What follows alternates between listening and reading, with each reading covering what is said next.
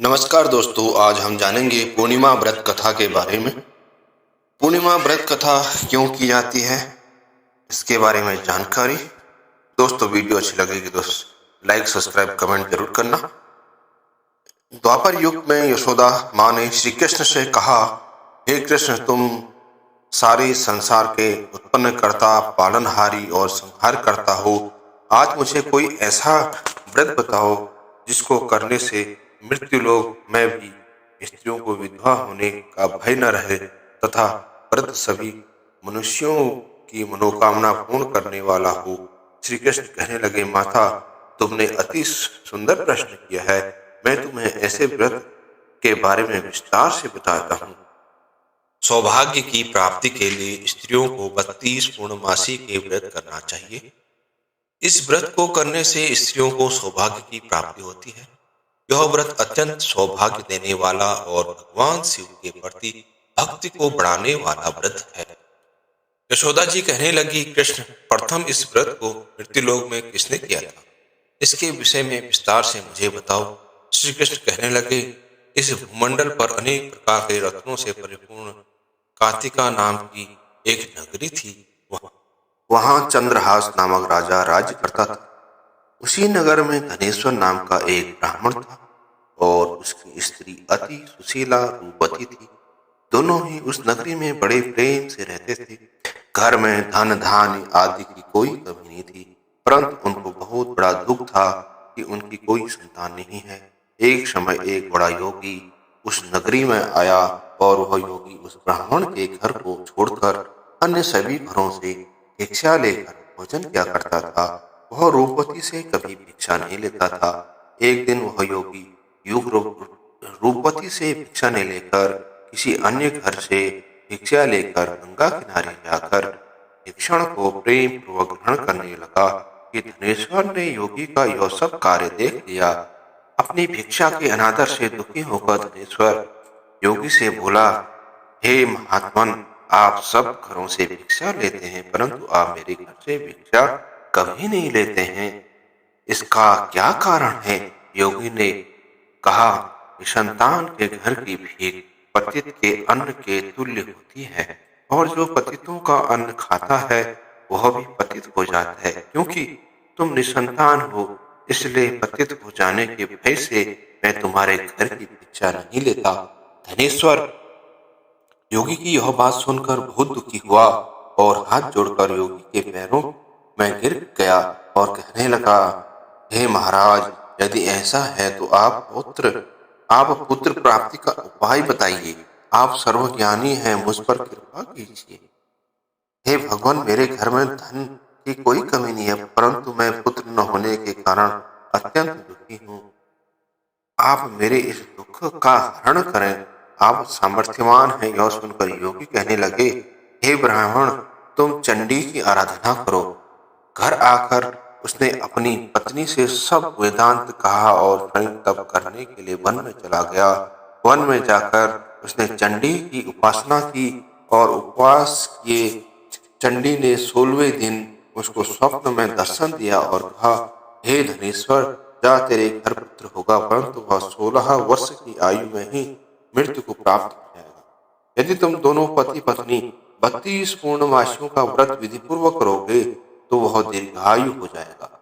जितनी तुम्हारी सामर्थ्य हो, आटे के दिए बनाकर शिवजी भगवान का पूजन करना, परंतु पूर्णमासी के व्रत 32 होने चाहिए। प्रातः काल होने पर इस स्थान के समीप तुम्हें आम का वृक्ष दिखाई देगा। उस पर चढ़कर तुम एक फल तोड़कर शीघ्र ही अपने घर चले जाना और अपने पति से वेदांत कहना।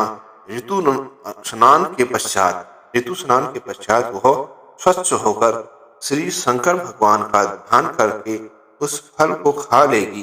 शंकर भगवान की कृपा से उसको गर्भ हो जाएगा। जब वह ब्राह्मण प्रातः काल उठा तो उसने एक स्थान के पास ही आम का वृक्ष देखा, जिस पर एक अत्यंत सुंदर आम का फल लगा हुआ था। उस ब्राह्मण ने उसे आम के वृक्ष पर चढ़कर फल को तोड़ने का प्रयत्न किया, परंतु वृक्ष पर कई बार प्रयत्न करने पर भी वह चढ़ नहीं पाया। तब उस ब्राह्मण को बहुत चिंता हुई तब विघ्न विनाशन श्री गणेश भगवान की वंदना करने लगा।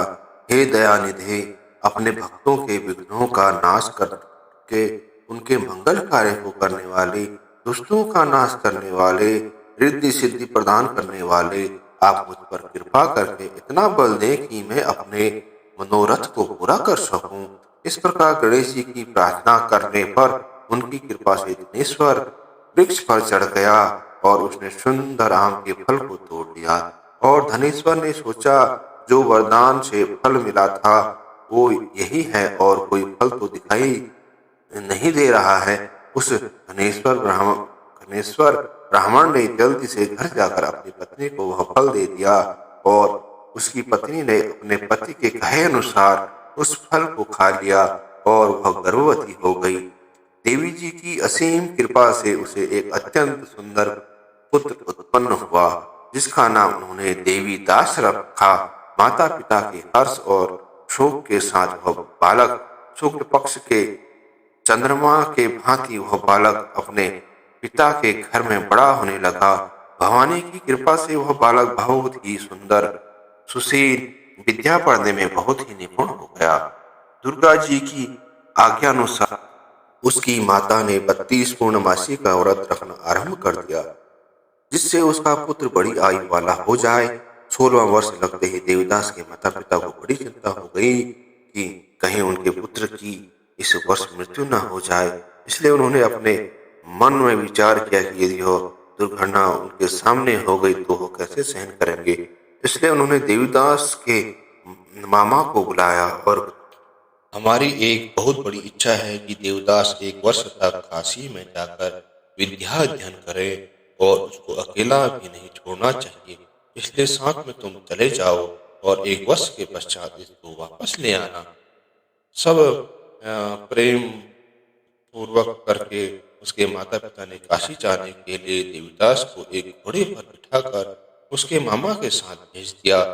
परंतु यह बात उसके मामा या किसी और से नहीं बताई। धनेश्वर तथा उसकी पत्नी ने अपने पुत्र की मंगल कामना दीर्घायु के लिए भगवती दुर्गा की आराधना और पूर्णमासियों का व्रत करना आरंभ कर दिया। इस प्रकार बराबर 32 पूर्णमासी के व्रत को उन्होंने पूरा किया। कुछ समय पश्चात एक दिन वह मामा और भांजा मार्ग में रात बिताने के लिए किसी गांव में ठहरे हुए थे। उस दिन उस गांव में ब्राह्मण की अत्यंत सुंदर, सुशील और गुण कन्या का विवाह होने वाला था।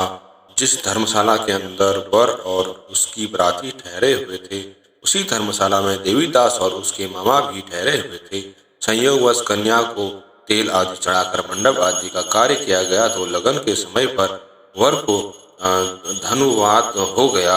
इसलिए वर के पिता ने अपने कुटुंबियों से विमर्श करके निश्चय किया कि यह देवीदास मेरे पुत्र जैसा ही सुंदर है, मैं इसके साथ ही लग्न करवा दूं और बाद में विवाह के अन्य कार्य मेरे लड़के के साथ हो जाएंगे। ऐसा सोचकर देवीदास के मामा से जाकर बोला कि तुम थोड़ी देर के लिए अपने भांजा हमें दे दो, जिससे विवाह के लगन का सब कार्य सुचारू रूप से हो सके। तब देवीदास का मामा कहने लगा, जो कुछ भी वधु पक्ष से कन्यादान के समय वर को मिले वह सब हमें दे दिया जाए, तो मेरा भांजा इस बारात का दूल्हा बन जाए। यह बात वर के पिता ने स्वीकार कर लेने पर उसने अपने भांजा वर बनने के लिए भेज दिया और उसके साथ सब विवाह कार्य विधि पूर्वक संपन्न हो गए। पत्नी के साथ वह भोजन करने लगा तो अपने मन में सोचने लगा कि न जाने यह किसकी स्त्री होगी। वह एकांत में यही सोच कर अपने कर्म श्वास छोड़ने लगा और उसकी आंखों में आंसू भी आ गए। तब लड़की ने पूछा, क्या बात है, आप इतने उदासीन व दुखी क्यों हो रहे हैं? तब उसने सब बातें अपने जो पिता और उसके मामा में हुई थी लड़की को बता दी। तब कन्या कहने लगी, यह ब्रह्म विवाह के विपरीत कैसे हो सकता है? देव, ब्राह्मण और अग्नि के सामने मैंने आपको ही अपना पति माना है, इसलिए आप मेरे पति हैं और मैं आपकी ही पत्नी रहूंगी, अन्य किसी की कदापि नहीं। देवीदास ने कहा, ऐसा मत करिए, क्योंकि मेरी आयु बहुत कम है, मेरे पश्चात आपकी क्या गति होगी? इन बातों को अच्छी तरह विचार कर लो। परंतु वह दृढ़ विचारों वाली लड़की थी। वह बोली, जो आपकी गति होगी वही मेरी गति होगी। स्वामी, आप उठे और भोजन कीजिए, आप निश्चय ही भूखे होंगे। और देवीदास और उसकी पत्नी ने भोजन भोजन किया तथा शेष रात्रि वह सोते रहे। प्रातःकाल देवीदास ने अपनी पत्नी को 3 नागों से जड़ी हुई एक अंगूठी दी, एक रुमाल दिया और बोला, हे प्रिय, इसे लो और संकेत समझकर स्थिर चित्त हो जाओ। मेरा मरण और जीवन जानने के लिए एक पुष्प वाटिका बना लो। पुष्प वाटिका बना लो, उसमें सुगंधी वाली एक नवमल्लिका लगाओ और उसको प्रतिदिन जल से सींचा करो और आनंद के साथ खेलो, कूदो और उत्सव मनाओ। जिस समय और जिस दिन मेरा प्राणांत होगा यह फूल सूख जाएगा और जब यह फिर से हरे हो जाएंगे तो समझ लेना जीवित हूँ। यह बात निश्चय करके समझ लेना, इसमें कोई भी संशय नहीं है। इतना कहकर देवीदास वहां से चला गया। प्रातःकाल होते ही वहां पर गाजे बजे बजे बजने लगे और जिस समय विवाह कार्य समाप्त करने के लिए वर तथा सब बाराती मंडप में आए तो कन्या ने वर को भली प्रकार से देखकर अपने पिता से कहा, यह मेरा पति नहीं है। मेरा पति वही है जिसके साथ रात्रि में मेरा पानी ग्रहण हुआ था। इसके साथ मेरा विवाह नहीं हुआ है। यदि वह वही पुरुष है तो बताइए कि मैंने इसको क्या दिया। वधु पक्ष और कन्या पक्ष कन्यादान के समय जो आभूषण आदि दिए गए थे वो दिखाए तथा रात में क्या गुप्त बातें मैंने इनसे कही वह सब सुनाए। पिता ने उसके कहे अनुसार वर को बुलाया। कन्या की यह सब बातें सुनकर वह कहने लगे, मैं कुछ भी नहीं जानता। इसके पश्चात लज्जित होकर वह अपना समूह लेकर चला गया और सारी बाराती अपमानित होकर वहां से लौट गई। भगवान श्री कृष्ण बोले, हे माता, इस प्रकार देवीदास काशी विद्यार्थन के लिए चला गया। जब कुछ समय बीत गया तो काल से प्रेरित होकर एक सर्प रात्रि के समय उसको डसने के लिए वहां पर आया। उस विषधर के प्रभाव से उसके शयन का स्थान चारों ओर से विष की ज्वाला से विषैला हो गया, परंतु व्रत के प्रभाव से उसको काट नहीं पाया, क्योंकि पहले ही उसकी माता ने 32 पूर्णमासी का व्रत रखा था।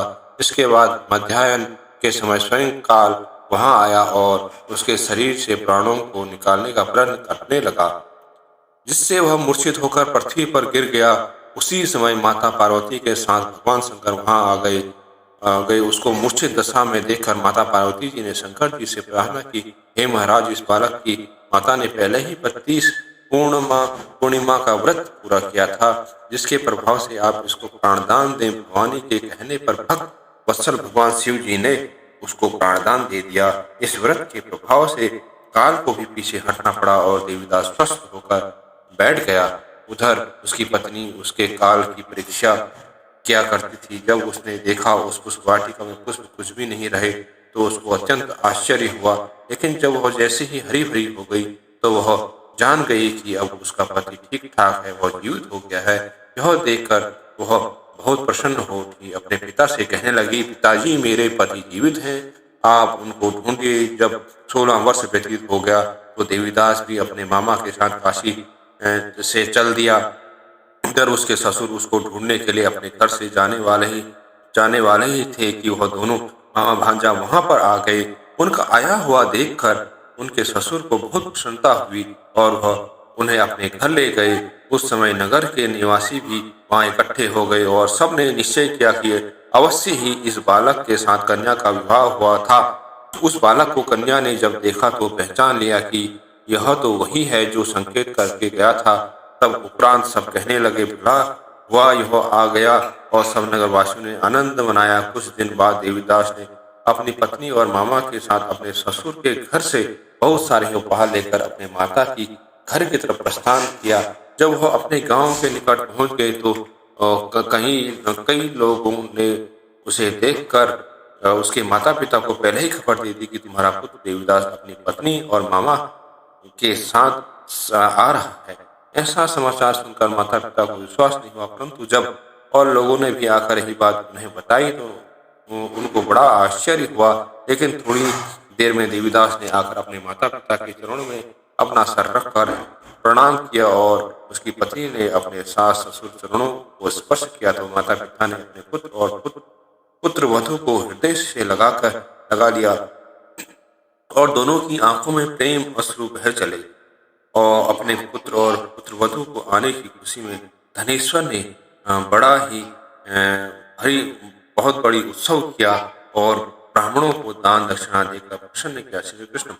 श्री कृष्ण भगवान कहने लगे, इस प्रकार धनेश्वर 32 पूर्णमासियों के व्रत के प्रभाव से पुत्रवान हो गया। जो भी स्त्रियां 32 पूर्णवासी के व्रत को करती हैं वे जन्म जन्मांतर में वैधवाई का दुख नहीं भोगती और सदैव सौभाग्यवती रहती है। जय हो कृष्ण भगवान की जय। Thanks for watching. Like, subscribe, share, comment जरूर करें। Thank you for watching.